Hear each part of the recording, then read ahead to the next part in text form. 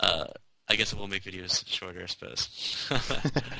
All right, let's move. Oops, wrong thing. Let's move on. So one of the big things that we have differently from Guild Wars 1 to Guild Wars 2 is we've really segmented out the skills. You have your weapon skills, your heal skills, your utility skills, and your elite skills. And this actually gives us a really powerful tool when it comes to balance. We can really keep all of the skills of similar power types in different areas. And it really gives us the ability to balance things in very different ways. So when we get a certain types of skills, like say we have a bunch of stuns or a bunch of condition removals, we can make sure that they all exist in one place. And for example, we wanted to speed up how fast things die in the game because we felt like we had too much healing. But all the healing skills is all in one place. We were able to just take the healing skills, increase the recharge on them, and it would only ended up being 24 skills in the game because it was all located kind of in one place. And so that kind of segmentation all over the place allows us to have a really powerful amount of control in the system. It's really one of the ways that even though it's this huge complex matrix of skills, it still breaks down into smaller pieces that we can easily look at and think about. Yeah, so to add one thing to that, another thing that Izzy's kind of alluding to is we don't have secondaries anymore. If you recall from Guild Wars 1, we had secondaries.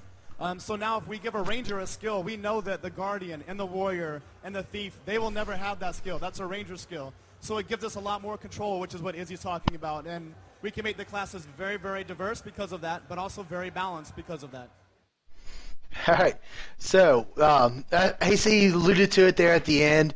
In Guild Wars 1, we had the problems with the multi-classes. You nerfed one because of one class combination. You end up screwing over the other 6 combinations that existed. So, and if they're wanting to move more to the esports scene, that was the biggest problem I think that existed in Guild Wars 1 that they are trying to alleviate. It reduces your options in the game, but allows them to create a more balanced scene when it comes to PvP. Wouldn't you agree? I agree. This is definitely one of the biggest changes they made between Guild Wars 1 and Guild Wars 2. And not having that dual class, it was so difficult to balance. You'd get like all warrior rangers and they'd have like 8 bears or something ridiculous and AoE reses for their pets. So this way you have a much more balanced class. You can see what is so powerful about one class, it's making it dominate the others and make changes to make that class more balanced. And this will definitely draw in more of an esports attention, I think, as well as you were saying, because now you have this guy. He plays a warrior. He doesn't play a ranger assassin / sometimes dervish assassin or something like that. It's just this guy. He plays a warrior. He plays as this class. This is what he does, and then you have to bring your team together to try to counter your other opponent because there's probably, it's not going to say rock, paper, scissors per se, it's going to be a lot more based on skill, I would think, but one class is probably going to have an advantage over some other type just naturally because of how they play. I agree. Let's move on to the next part. So we understand that these things are really important for PvP, and we love them to death. But we're really focused on making the game right now, and we'll announce more about that stuff as we get it done. The core of the game is what we're focused on, and as soon as we get more information about that stuff, we'll release it. All right. So spectator mode looks like it's not in there yet, or not designed yet. What do you think? Do you want spectator mode or not? Spectator mode was really interesting for watching GVGs, and when I was first beginning the game, I was like, what do people do? And you notice flag running, and you notice that, certain people have certain jobs. I think spectator mode was a good feature, and it helped people catch up and learn the metagame that they had missed out on if they were a new player and joining later, perhaps. So I would definitely not mind spectator mode. If it's not released initially, then I'll be fine with that because no one really knows what they're doing yet, but it's definitely a feature I think was almost necessary for later. And it also makes, uploading videos on YouTube, you can see more matches because sometimes people fighting, they don't have the computer to fraps, and not lag. So people who are spectating can come in, watch, record the game, and post it up online for other players to see. Yeah, and I'm almost expecting this mode to be in there at release. It's needed. PvP, esports scene, tournaments, PvP players want their spectator mode. They want to be able to spectate and comment on the matches, show recordings, do them live, let people see them, watch it, interesting. It's a whole new world of gaming in this esports scene, and it can be a critical and integral part of Guild Wars 2. So I'm hoping that it comes down to, yes, we'll have spectating mode. It'll be available. You can watch it. We can do it. Let's move on. So there'll definitely be rewards for PvP. Just like we're talking about spectator mode. We need to work on the core of PvP, and once we got that, once PvP is fun, then we can start really getting the rewards. We have a huge plan for how we're going to do rewards, and we're really working on implementing that. But rewards don't really matter if we don't have the core of the game in, and we're not happy with all that is. But we're starting to get in. Everyone's playing it. Everyone's really enjoying it. We're starting to really get into it back at the office, and so we're really going to start to be able to integrate a lot of rewards and get that starting to roll. So, I see the answer to this question about rewards in PvP, both a positive and a negative thing. It obviously means that they don't know what they're going to do with it yet. Or don't know exactly what they're going to do. But I also like the fact that they're saying, without the core PvP element being interesting, there's no reason for rewards.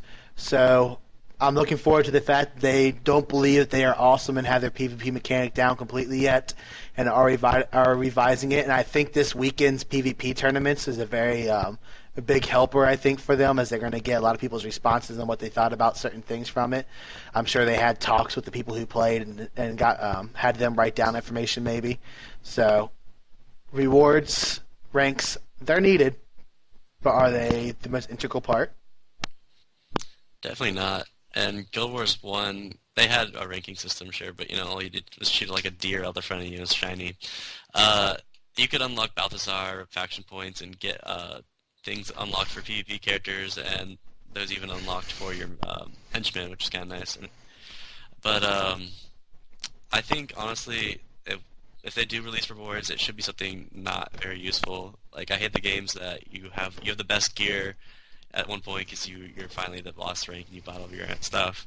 But then after that, it's like, what do you do? What made Guild Wars 1 so interesting is that you had your basic gear, everyone was matched up equally with you, and it was best player wins. And you would get some rewards, by doing GVGs. You could unlock sigil stones, and you could sell them to other players for cheaper than the vendor was selling. And there was some kind of benefit, but mostly it was for the fun of it, and that's what PvP should be about, is fun. Yeah, and I think the PvP, if they are going the esport route, the tournaments and stuff will be fun. They have their World vs. World vs. World. It has its separate benefits, but we don't know too much on that yet. So, let's go on. Even though the Norn and the Asura are very different in sizes, their hitboxes are the exact same. And so even though they look very, very different, they're still the exact same size to hit, shoot with projectiles, all the same. And so, it's very important that stays the same so that the gameplay is the exact same size. And so, that's something we took into account. There's always going to be a little bit of differences in that, you're a smaller character, easy to run around. But that really, it's a lot less of a big deal if the hitboxes are the exact same. So that is true. All right, so the only question I would have followed this up with, and I wish someone in the crowd would have followed this up immediately, is the hitbox the norm size, the Asura size, somewhere in the middle? Does that mean if I aim my shot and I hit towards their head of a norm that it's going, and if it's a smaller size than that I miss, even though it looks like I hit? What do you think about that? It's actually a perspective I hadn't considered yet.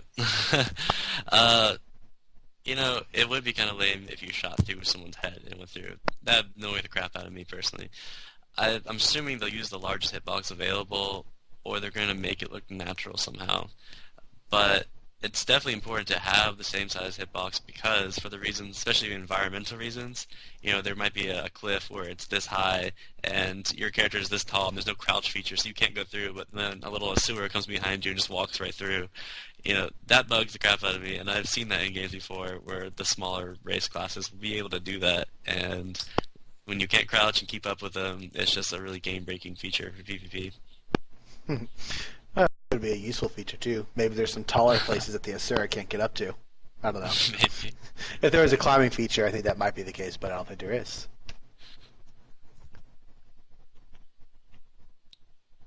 We do have the ability to split skills from PvP to PvE, and we're going to be doing that. We've already done it. You know, there's in between the two, there's statistical differences. Some stuns are longer in PvE as in PvP, and we'll even have functional differences. Some skills will function differently in PvE as they do in PvP, and we're not afraid of doing that. We really like the ability to be able to balance things differently in the two environments.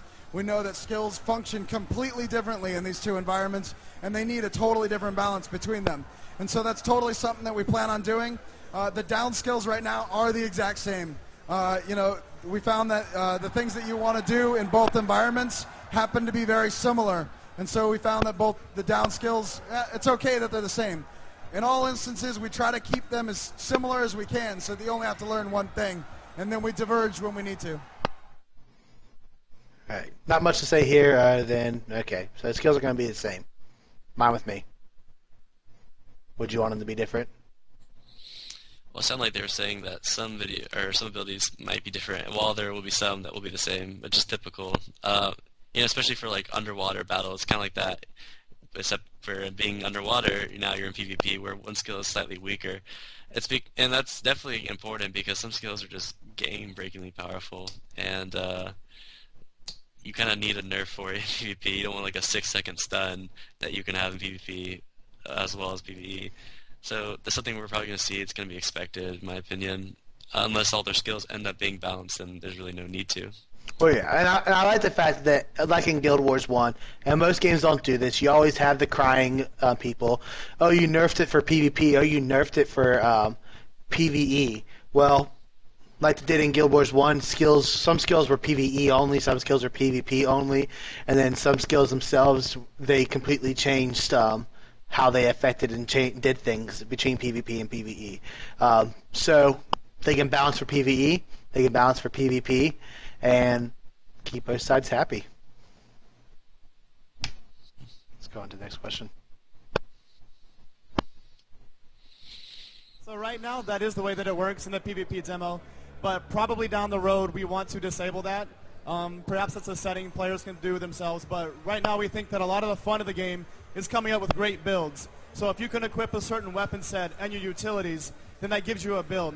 And that's part of the strategy of building your character a certain way so that you can adjust to everything in the field by swapping out your weapons. Now, having said that, it might be the case, and we're not positive yet, it might be the case that you cannot change your weapons, but you could change utilities if you're outside of combat. You'll notice right now, if you guys play the PvP demo, if you are in combat, you cannot change your utilities. You cannot change your heal, you cannot change your elite. So that will probably stay the same. So that way, when you're locked into combat, you're not switching things to deal with the combat that you're in right now. You got to plan ahead and think ahead and adapt based off what you've already got prepared. Yeah, the other big thing is even in the demo right now, if a utility skill is recharging, you can't swap it out. But we'll probably lock down a lot more things, especially as we move into a competitive environment. You know, we'll definitely make it so that you can't change a lot of things out. We'll lock you down into a build. All right. So there's two situations here I see. When they consider something in combat, are they talking about the state of your character, or are they actually talking about within the match? And I think when they talk about the competitive arena matches and stuff, that they are probably referring to actually in the match later on. I think right now it's just simply the state of your combat and whether you can switch your weapons or not. The weapons, as we know, when you switch your weapons, your skills change.